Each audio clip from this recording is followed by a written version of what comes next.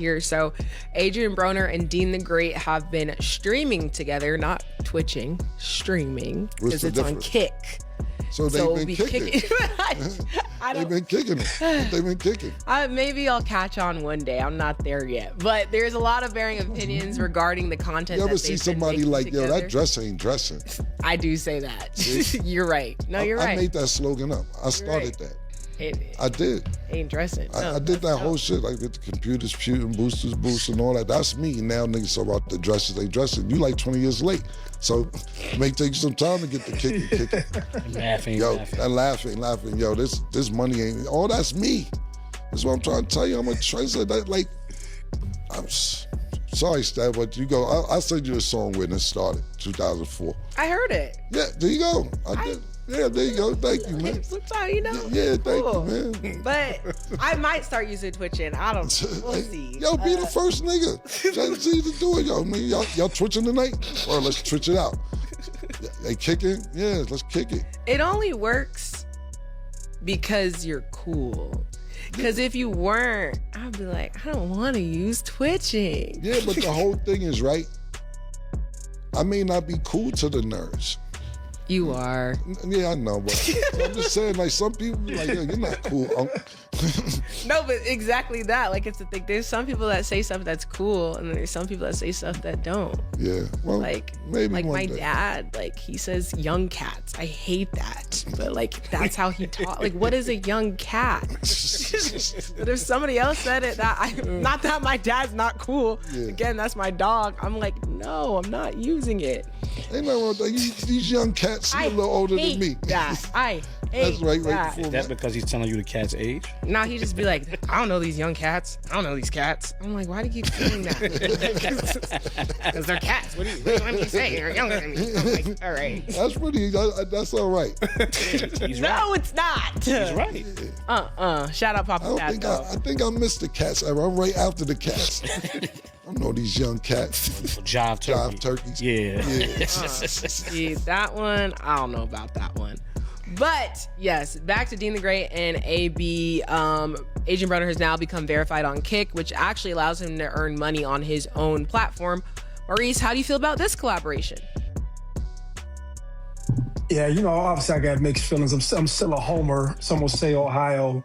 But, you know, obviously, if you've seen some of the clips online, you see my man AB, you know, he's doing things that if you understand addiction and you understand somebody who's chasing a bottle, like, you just don't agree with. You know, don't nobody want to see they 3-time champion or just a human being, you know, just consistently exploited on some level, drinking like that. So that's the homer in me. I want to see our Ohio champion be, you know, in a better place and space. But then also, I don't judge it because I struggle with drinking. I know how hard it is to stop drinking and quitting it and so on and so forth. And then you mix in that he's probably in survival mode, you know, a survival being that, you know, you probably need the money. And so more than anything, man, I tell you like this, when you go through this shit, like, sometimes you need a break. And AB at some point, like, I don't know if you get people around him who can help to influence him, but sometimes you just need a break from society, a break from your responsibilities. And I just think that his life is so fast and he has so much responsibility that he can't take a break. And so then you put yourself in situations like this. But at the end of the day, man, I won't bend on this part. Like, sometimes, liquor, I just had to find out that liquor, what's up? That was crazy. Bend over this part? Bend over on this part was crazy. Yeah. So, nah. It's been a week. Well, I'll end it like this. I'll end it like this. Yes, So I'll pause that, right? So I'll end it like this. I just hope my man gets sober. That's it. If you don't hear nothing else from somebody who dealt with it before, from somebody who took a long time to get sober, I hope my man gets sober, he wake back up, and he revive his life, because I don't like to see him like that. I've been there before, just struggling. So, you know, I want my man to get back on his feet. That's it. Yeah, Zeke been through that shit too. Zeke took him on alcohol, like, he's been clean probably 4 years, but he's a bad drunk, yo, bad. Like, he goes on binges for months. It's really bad. I'm surprised I'm still speaking. There was a time where I was like, I'm not going to speak to you no more. I try and threaten him. And he's like, yeah, right.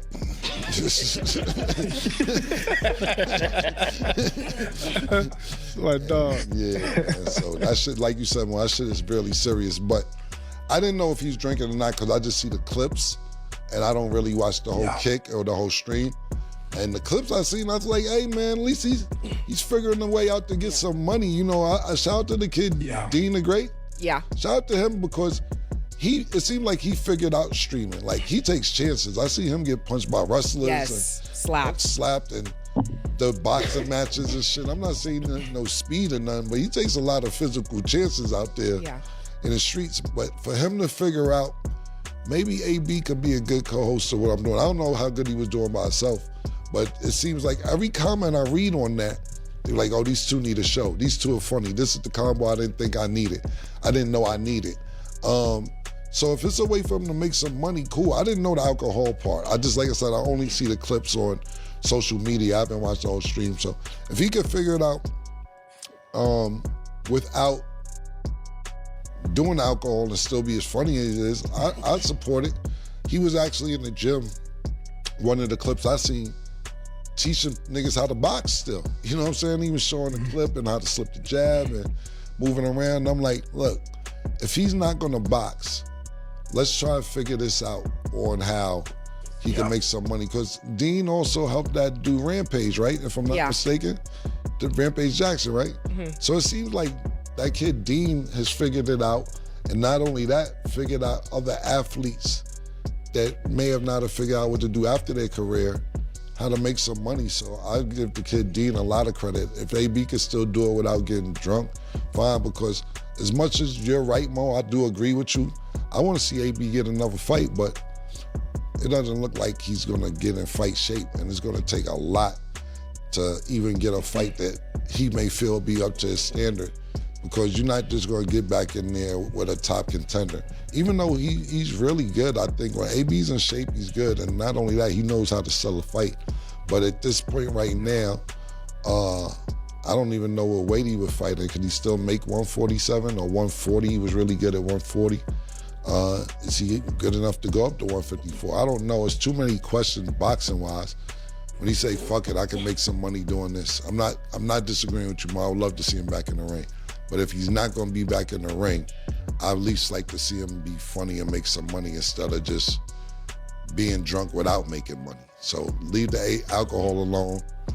Try and be funny. And salute to the guy, Dean, man, for helping him get his shit together. And not only him, other athletes that he's helping out as well. Yeah, I'm all for people turning their life around. Obviously, but the only time I've met AB was literally the show. So it seems like things are changing in a positive direction for him. And then on the flip side, I give a lot of credit to Dean because a lot of people probably don't know Dean's from Tampa. So like me and Dean like go way back. I've known him before I did It Is What It Is, before he started doing the streaming and the boxing stuff. And it's so crazy because seeing people kind of come into their own and like become who they are, and him just being on his grind has been dope, because this is the stuff that we talked about. Like, we met at the gym. This is the stuff we talked about. We're like, I want to go do this and you're gonna go do that, and it happened. We both were able to kind of follow our dreams, move across to the West Coast and be like doing our stuff. So shout out to him. And like, he does work really hard, and he actually does have a good heart regardless of what people want to try to say or clicks or whatever. Like, it's content and people are watching it. So shout out to him for being able to make really a living out of it and keep killing it. So that's what I'll say to Dean, because yeah. Maurice, did you have one more comment before we wrap? Yeah, no, it was just adding on to Cam's point. I think like I said a whole lot, but he just said it like in a concise way. AB got a personality, and so he's funny without all of the other stuff. And so in order to sustain that, you just have to be sober doing it. So that might be the cleanest way of saying what I was trying to say. Cool. Okay, well, this was an all-around positive conversation, good discussion. Talked about a lot of things, but a lot of good things. In the comments down below, let us know what y'all think about all the people who have been turning their life around and the games that we spoke about earlier. But that is all the time that we have for today. Maurice, you know it's always a pleasure to have you on the show. Good seeing you, Mo. We appreciate you. Yes. Likewise. Yo, before we go, can we celebrate a little bit? Can we we pop some champagne for, you know, you've been doing your thing, man. You've been doing your. I know you ain't gonna drink it, but I'm just saying you've been doing your thing. Yeah, man. Listen, we gotta celebrate, man. You've been doing your thing. You on First Take, and then you've been on what was the other one? LeBron. Rich Come on, man, you killing the game. And his stat said something. We got a long way to go. Yeah, no, I know that. But Stat said something earlier. She said we all winning over here, and I thank you because we all winning, and we all salute you, and we all. Man, listen, we were rooting this morning. I was rooting. Yeah. I mean, I was in my living room like, yeah. No, yes. It was like the Super Bowl. So I just wanted to say thank you, man. Yeah, we root. root. You know you my bro. Yeah, nah. But we really, I think I speak for everybody, Nick, Till, everybody in there, man. Like, bro, you make it happen for a lot of people, man. It ain't just you. You really like I was thinking this morning, like, damn, this nigga's climbing, but he leaving rope for us to find it to climb up with us. You know what I'm saying? To climb up with him. So I appreciate you. Nobody's good without a good team, bro. Yeah, but make sure everybody. Nah, because there's a lot of niggas that don't want to help other people, Killer. And you definitely make sure that everybody around you is eating. If they fuck it up, It's on them. So thank you. We bro. all appreciate you over here. So we thank you gonna so much, man. champagne to pop some. I know not now, but we got you. Nah, we're saving for a good time, man. We appreciate it. Thank you so much. You got it. Cheers to you. Thank you, guys. Let me say this. I'm gonna add on to this because I know I will forget another time. So it is a great feeling. I say this, and it's to add on to Larry, just to publicly say it. When people see me, all they do is smile and laugh, and they say, "Cam, Mace." That's all they'll say, and they smile. And just to have that interaction with people is built from something that y'all brought to the platform. So I'm echoing what Larry's saying. What I appreciate it publicly. You know, a lot of people talk shit, but I appreciate it. Ain't got no problem saluting you publicly, saying thank you, and I really mean it.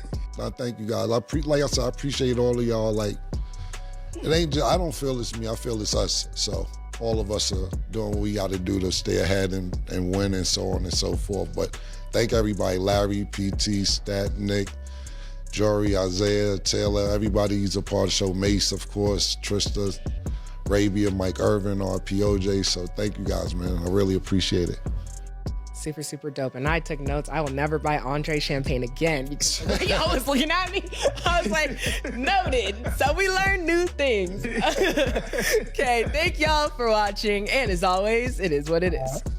Welcome back. So Michael Beasley and Delonte West teamed up for a new podcast called Shut Up and Dribble. So they're promising to speak on everything from the league to real life. As we know, Delonte West had struggled with some homelessness, addiction, mental health issues. So since we're on the topic of turning your life around and then seeing people enter new spaces, Maurice, what's your opinion on this duo? Yeah, I thought two things of it. The first one I thought is going to be funny, but in a good way. Not like funny, like laugh at them. I think Michael Beasley is entertaining when he tells stories. I think that he's so politically incorrect and raw with telling stuff. It's like when you're in the hood, listen to somebody tell stories. They'll tell you some crazy shit, and it's funny in like a hood way. And I think that's what I see when Michael Beasley talking to people and answering questions and talking about his personal life. But on another note, I also think that he's so raw with how he operates. I think even with Delonte West, he may open up to somebody like Michael Beasley versus, you know, various people who try to come in his life and talk to him. And it may be therapeutic for Delonte West. You know, everybody's seen over the last, you know, I guess 10 years now, or however long he's been on the streets, people, you know, showing social media videos of him. And everybody kind of see me struggle with drugs, but for him to have 100 days sober, that's good. But then even for him to sit down with somebody who he may think is his peer that played basketball, but also somebody who had personal issues and, you know, kind of navigated them and he just in a better space, I think that may be helpful. You know, just talking about your life and talking about what's going on is helpful in 1,000 different ways. You know, I'll say that, you know, like I remember Cam was talking about Mace when he said Mace does music, but he might do it from a therapeutic standpoint. That may be true. And so I think other people need spaces to, you know, just share their thoughts, share their feelings, and this may be a platform for them to do so. Yeah, listen, man. I've seen Michael Beasley very raw and uncut, like Mo just said. I actually just seen an interview with Shannon Sharp where he actually broke down and started crying as well and was talking about the death of his family. And that shit was really an emotional interview, man. And I like, yo, that's fucked up, man. He was explaining how to have the wrong shorts on. That one game they showed the clip, and I'm like, I remember that game. People thought he was bugging, but he was actually going through something. And I was watching. I was like, I fuck with Michael Beasley. I always did, but I was like, you know, it's tough to sit there and let yourself go, pause, so to speak, in front of a stranger. You know, I'm not saying he don't know Shannon Sharp, but obviously when you do stuff like that to me, you can't talk to people you know about it. And that shit is sitting inside you for so long that one day it's gonna explode because you wanna just get it out on how you pause or how you really feel about what's going on. And definitely your family was mom, his cousin, whoever it was. I thought it's cool. And then on the other side of that, I think he's super entertaining. When he was playing basketball in the 3-on-3, he was telling niggas, yeah, I'm gonna fuck you tonight. And I'm like, yo, what kind of, I don't know if I wanna play basketball with a nigga like that. He said, get up here so I can dig all in your ass. I'm like, what? That's a hell of a mind fuck game to be playing with a nigga before the basketball game start, my nigga. You kind of wild. I don't know if I'm gonna play that game. So I do think that he's gonna be uncut and honest. So that's Michael Beasley. And then we do see how Delonte West has been struggling. I don't know if it's drugs or liquor or mental health illness or whatever it is, but we see him struggling. And then I seen a post saying he's 100 days sober, which is a big deal. So that's great for him. And I don't know if I want to necessarily hear everything Delonte West been through. I think people would like to hear it, but until they hear certain things, it'll be definitely interesting. The reason I say this, right? I had a homegirl, and you wouldn't even know it. She used to smoke crack and take meth. She's white. And I'm sorry. That's I'm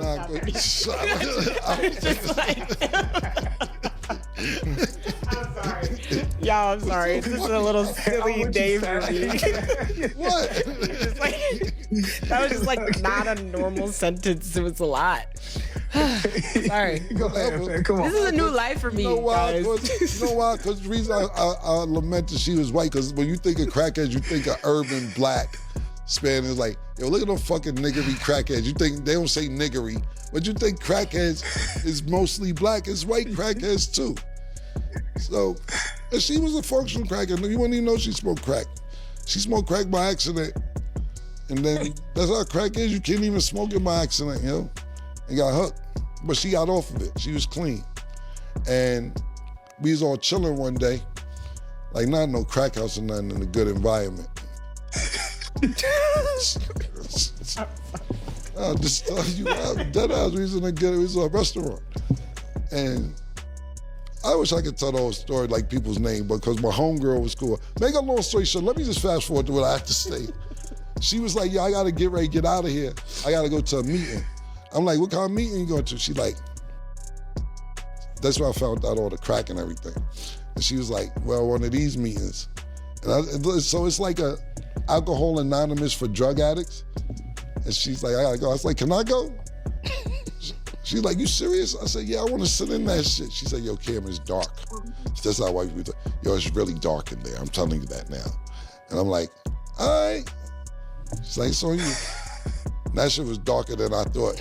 Yo, Phil, you go in there, the shit these people do that's on drugs, yo, my nigga, it ain't even just in the movies, it's worse, my nigga. Yo, they eating ass paws, they selling, yo, fam, this shit, I left the meeting. I left out about 15 minutes into it. I said, yo, I gotta get out. She said, yeah, I told you I gotta stay, so I don't do it. Like, she really had to stay. But I don't know how far, the reason I'm mentioning all that, I don't know how far Delonte West story's gonna go. Is this just dark? Because I'm telling you now, that 15 minutes in that one meeting that I went to, that was Dark Vader dark. That shit was dark, my nigga. So I don't know if I want to hear everything Delonte West has to say. They keep it basketball and a little bit of drugs. I'll tune in. I don't want to go too deep. Pause. That's what it'll take. Okay, one more turning your life around type of situation. What you just watched was not really about basketball, boxing, or streaming platforms. At its core, it was about something much harder to discuss on camera. What it looks like when a man tries to climb out of a hole he created for himself in public, with everyone watching. It was about struggle, regret, recovery, and what happens when people finally get a chance to speak honestly about the things they have been carrying for years. Start with Michael Beasley and Dante West. On paper, Shut Up and Dribble might sound like another retired athlete podcast, with another former player sitting behind a microphone and telling stories. But that is not how Emo and Cam described it. They made it sound less like a traditional entertainment show, and more like therapy happening in front of a camera. That difference is important because the goal does not seem to be simply creating entertaining content. It is about giving people a space where they can talk openly about experiences that are often difficult to explain. Mo's opinion of Beasley was especially interesting. He did not describe him as funny in the polished way television networks usually want their personalities to be. Instead, he described him as raw and unfiltered. That kind of storytelling usually comes from actually living through difficult situations, not from studying how to tell a good story. You cannot easily teach someone that kind of honesty. Life either gives you those experiences or it does not, and Beasley has clearly lived through plenty of them, both good and bad. But Mo went further than simply saying Beasley is entertaining. He suggested that someone like Dante West might feel more comfortable opening up to Beasley, because Beasley is not a therapist or counselor sitting across from him with a list of prepared questions. He is a peer. He is someone who has experienced difficult moments himself. There is a real reason people sometimes connect more easily with others who have survived similar struggles. Professionals can understand pain through education and experience, but peers can sometimes understand it because they have personally lived through it. That idea became even more powerful when Cam brought up Beasley's interview with Shannon Sharpe. The conversation suddenly became less about announcing a podcast and more about the emotional cost of always being the funny or entertaining person. Beasley broke down, cried, and spoke about losing family members while sitting across from someone he respected, but was not necessarily close to. That was a serious moment. Cam did not simply react by saying it was sad. His response sounded more like recognition. He understood why someone might find it difficult to discuss heavy problems with the people closest to them. Sometimes men hold everything inside because they feel they are supposed to stay strong. They swallow the pain, keep moving, and continue performing for everyone around them. Eventually, all of those emotions can build up until they have nowhere left to go. That also changes the way people should look at some of Beasley's behavior during his basketball career. Cam mentioned the famous wrong shorts moment, but he did not present it as simple unprofessionalism or random behavior. His point was that Beasley may have been dealing with something serious while cameras were still rolling, and very few people stopped to ask what was really happening. What looked like strange or chaotic behavior from the outside may have been a person going through a genuine crisis without having a healthy outlet. Now, years later, Beasley has a microphone and a platform where he can finally speak freely. There is something almost tragic about that timing. The opportunity to express himself came after his playing career had already ended, when the pressure to perform was finally gone. Then there is Dante West. This was the point where Mo and Cam became much more careful with their words. Reaching 100 days of sobriety is a major accomplishment. Anyone who understands addiction knows that recovery is not something that should be taken lightly. It is a daily battle, and every day someone remains sober can represent another victory. Cam's story about attending a recovery meeting helped explain why he was hesitant about hearing every detail of someone's journey. He was not trying to make recovery sound glamorous. In fact, he was saying the opposite. The real story is often much darker and more difficult than the polished version people see online. As an audience, we love comeback stories. We celebrate the headline about someone reaching 100 days sober, but we are often less comfortable with everything that happened before that milestone. The messy parts are difficult to watch, and they do not always fit neatly into an inspirational story. Cam was honest enough to admit that he would rather hear the version that mixes sports with a little humor than sit through every painful detail. Many people would probably feel the same way. Still, the most important part is that nobody mocked Dante West or turned his struggles into a cheap joke. Considering how often the internet has treated his problems like entertainment, that restraint stood out. Instead of judgment, the host showed curiosity and cautious hope. Then the conversation shifted to Adrien Broner and Dean the Great, where things became even more emotionally complicated. Mo made it clear that he wanted to see his guy in a better place, while also admitting that he could not judge him harshly because he had faced his own struggles with drinking. That honesty added another layer to the conversation. It showed that sometimes the strongest commentary comes from people who understand that recovery is not about pretending you have never fallen. It is about recognizing the struggle, taking responsibility, and finding a way forward. That combination is what gave Mo's opinion real weight instead of making it sound like just another strong opinion.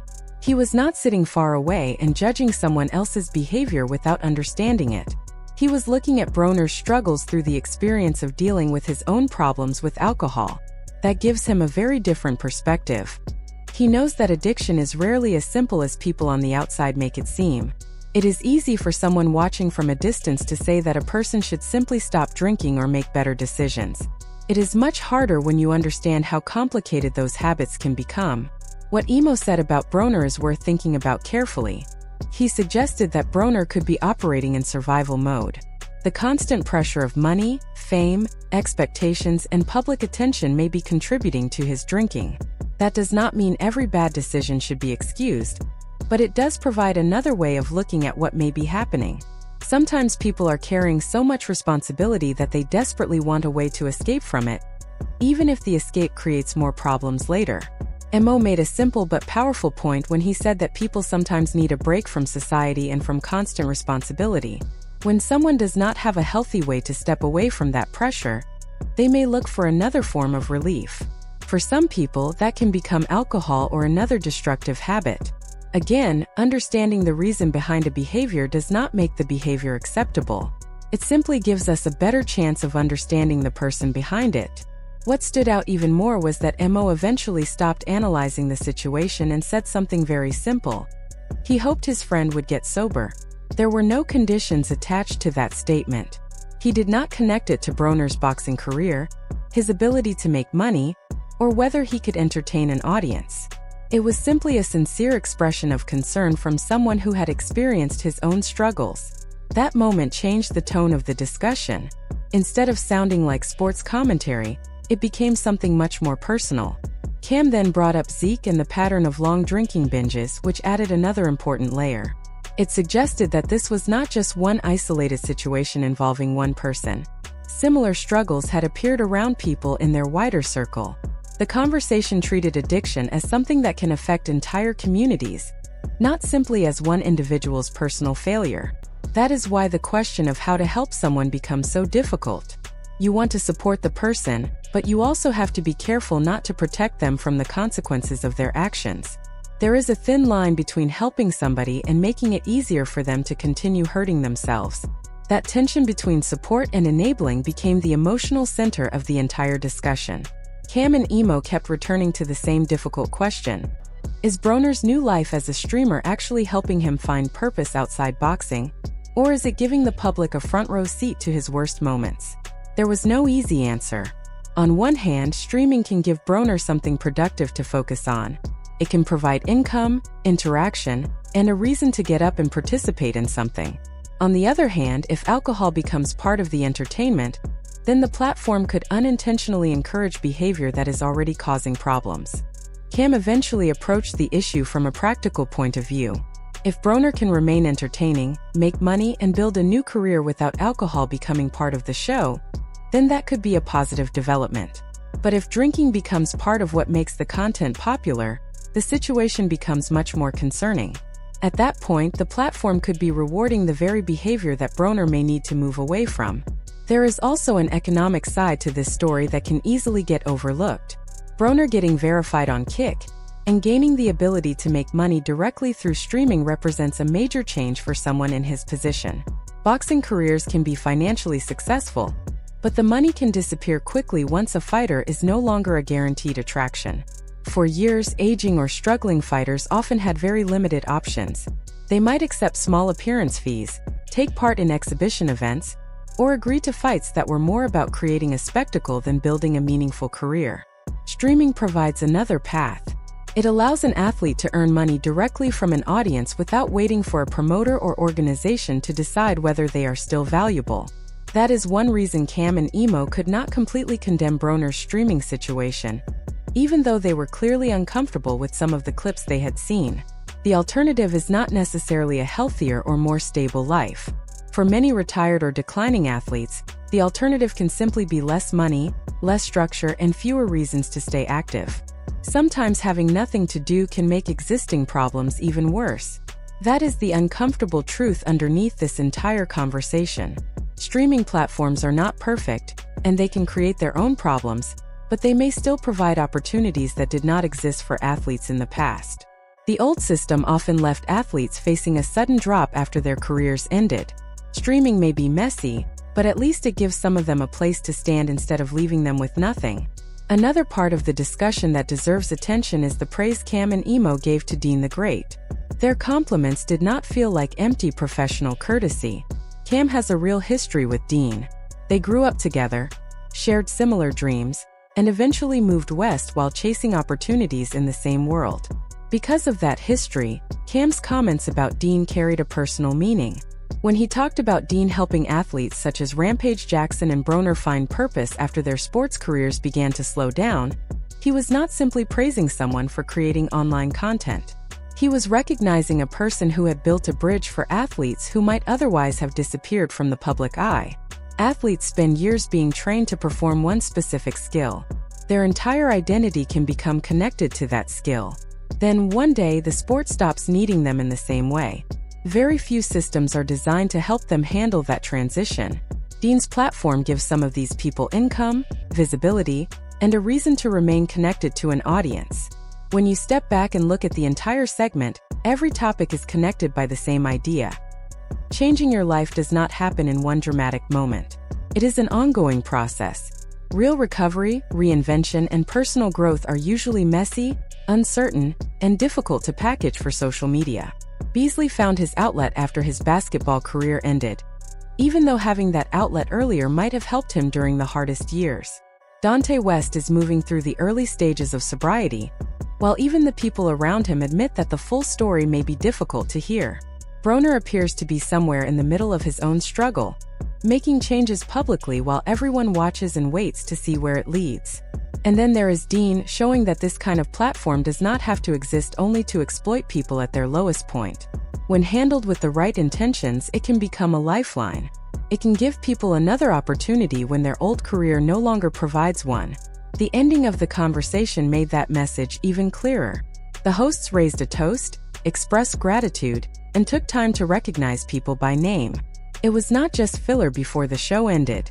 After spending so much time discussing people who were struggling to stay afloat, they turned the attention back toward themselves and acknowledged that their own success did not happen alone. Larry's comment about people climbing upward, while leaving a rope behind so others can climb with them, captured the entire message. It was not simply a nice quote added at the end. It was the central idea that had been running through the whole discussion. Nobody reaches recovery, success, or reinvention completely by themselves. At some point, everyone needs another person willing to stand nearby while they figure things out. Beasley needed a safe place to finally say what he had been holding inside. Dante West needs people who understand his journey and can encourage him without treating him like a spectacle. Broner needs opportunities that can give him purpose outside a boxing ring while he works through his personal challenges. Even Cam and Mo, sitting together and celebrating their own accomplishments, made sure to acknowledge that their success belonged to more than just themselves. In the end, every story they discussed came back to one simple truth. Sometimes climbing out of a difficult place becomes possible because someone else is willing to leave a rope behind.